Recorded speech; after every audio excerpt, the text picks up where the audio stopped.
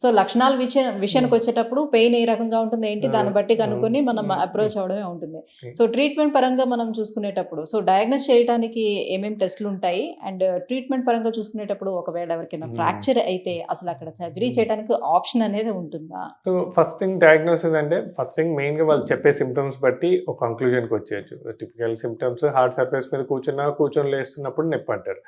రెండోది ఏంటంటే క్లినికల్గా ఎగ్జామిన్ చేస్తాం. క్లినికల్గా వాళ్ళని పడుకోబెట్టి ప్రెస్ చేసినప్పుడు టెయిల్ బోన్ టచ్ చేస్తే చాలా సివియర్ ఎక్స్క్రూషియేటింగ్ పెయిన్ ఉంటుంది వాళ్ళకి మాన్యువల్గా టచ్ చేసినప్పుడల్లా.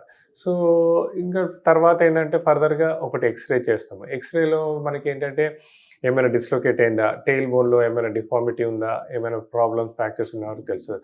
అవసరమైతే కొంతమందిలో ఎంఆర్ఐ కూడా చేస్తాం. అంటే ఇంతకుముందు మీరు అన్నట్టు ఒక్కొక్కసారి వెరీ రేర్గా టెయిల్ బోన్ పెయిన్ లో బ్యాక్ పెయిన్ లాగా కూడా మిమిక్ అవుతూ ఉంటుంది. సో ఎంఆర్ఐలో మనకి ఆ డిఫరెన్స్ అవన్నీ రూల్ అవుట్ చేసుకోవడానికి చేస్తాము.